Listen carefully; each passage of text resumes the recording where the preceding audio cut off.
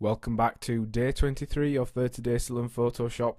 This is the Transform tool lesson. My name is Ben Gribbin, and in today's lesson we're going to look at the transformation tools as well as image and canvas size.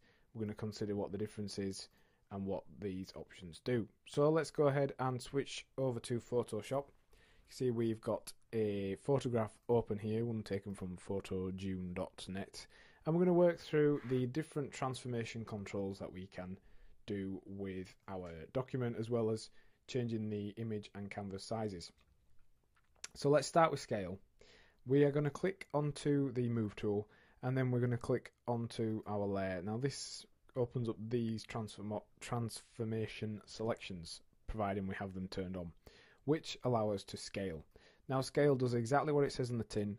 It allows you to scale an object just using these grab bars, left, right, up, down and diagonally, and also by pressing shift, particularly on the diagonals, we're able to maintain its aspect ratio. We can also set the sizing up here. We can use the X and Y, you can set those in pixels.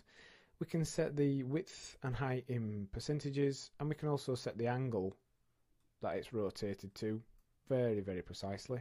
And also the positioning, so we can have solid positioning using the height and vertical axes. So that's scaling.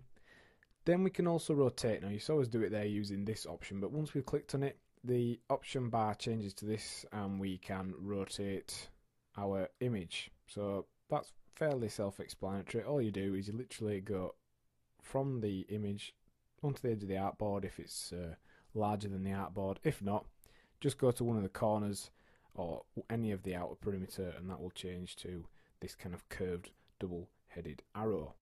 One thing you can do with the rotate tool is you can set this point here to be your rotation. So it starts off and snaps to the center of the photograph, but if we put it there, now you can see it's rotating from that point. So you can use that when duplicating shapes and you want to change them very slightly.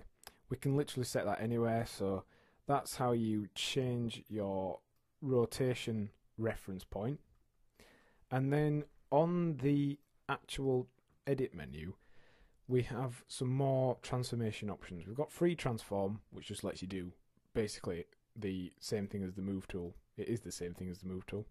If you go to transform though, you'll see we've also got distort, perspective and warp, as well as rotate and flip. So we're going to look through those now. Starting with skew. Skew is used to adjust an image's basically slant. So we can change each side on its own. We can do a like automatic change of the slant using the end pieces or the top pieces, or we can do a manual one, so we can set these points to wherever we like, and we can just do that by clicking and dragging them manually and then applying it or committing it up here. That's how you use skew. And then you've also got the ability to distort. So let's go to edit, transform and distort. Distort does a very similar thing. Basically you see that the image looks like it's changing the perspective and it's just distorting the image. So rather than skew, which just changes points in the image but doesn't necessarily distort it, distorting is just another way of stretching an item in all directions. Perspective applies a 1-point perspective to the file. So if we go to transform and perspective, this would be as if you had one camera or if you had 2D vision. So that's how you apply perspective to a file.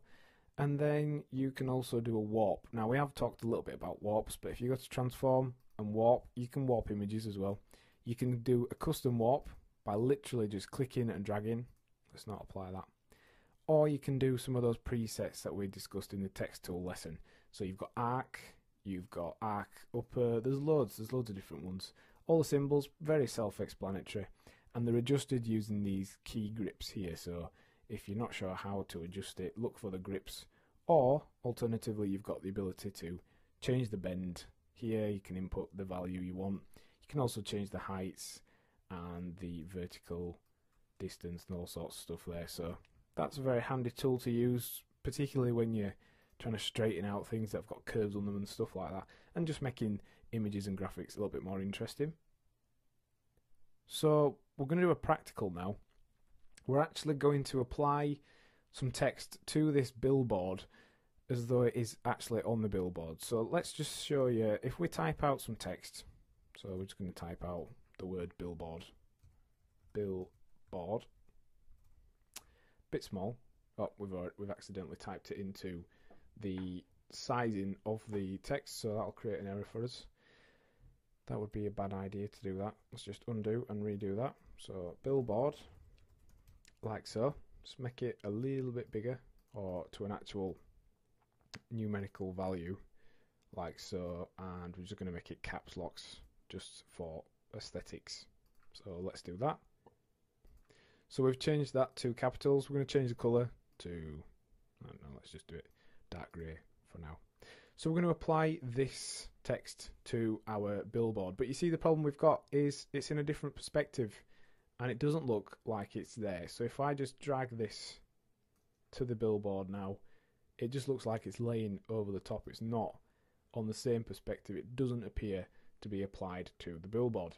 So we're going to use a combination of tools. We're going to use skew, and we're going to use rotate and scale, and maybe warp as well to do this. So starting off with scale, we're going to put all the points, the four corners, onto the corners of our billboard, and this will hopefully match the planes somewhat to the actual planes of the billboard itself. And it does take a little bit of practice.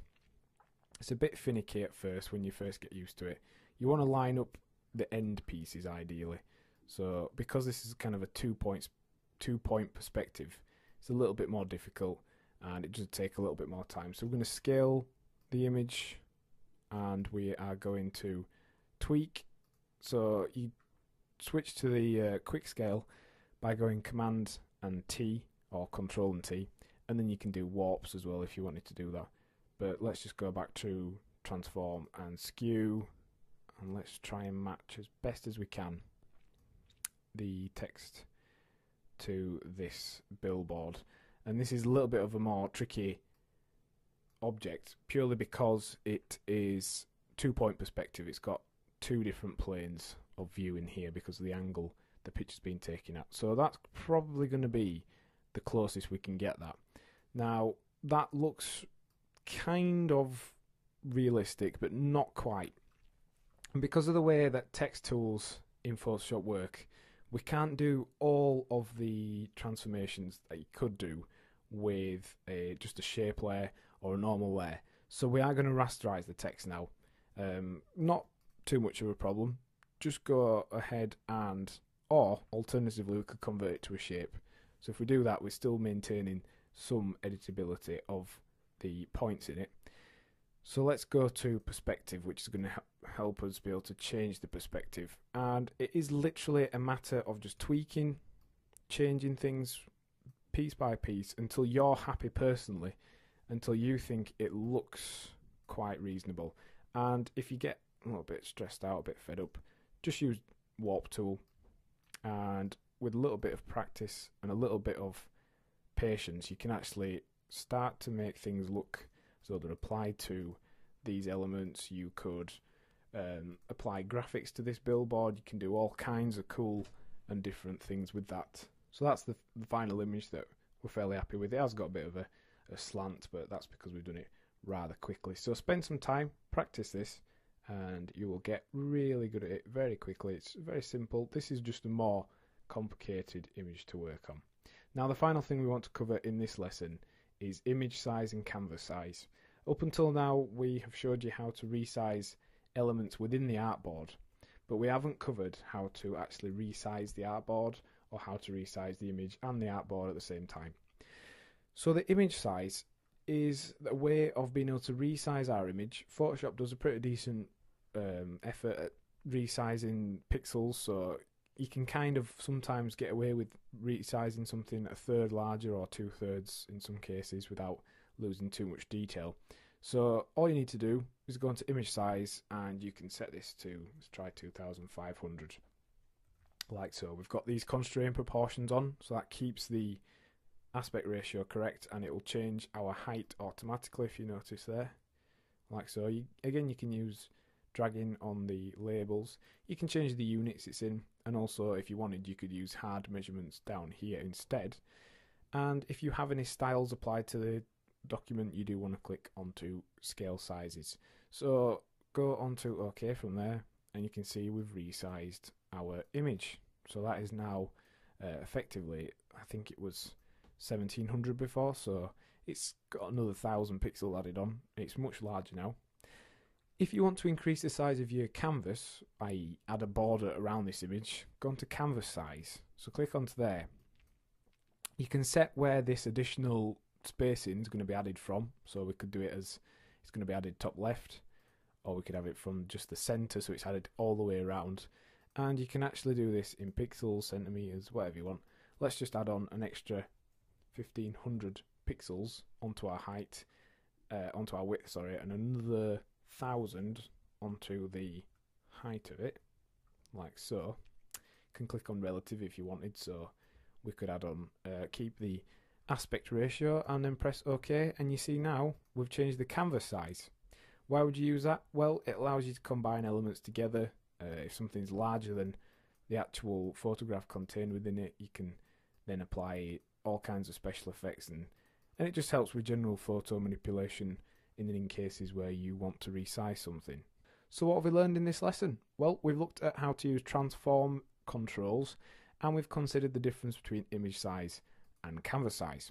And your task for the lesson is to practice applying a text object to a surface. It could be a table, it could be a car or a building. Try and use something with more of a one point or flat perspective first, just so you can get the hang of it before you move on to more complicated applications. Next time on 30 Days to Learn Photoshop, we'll be customizing Photoshop's appearance. Thanks for listening.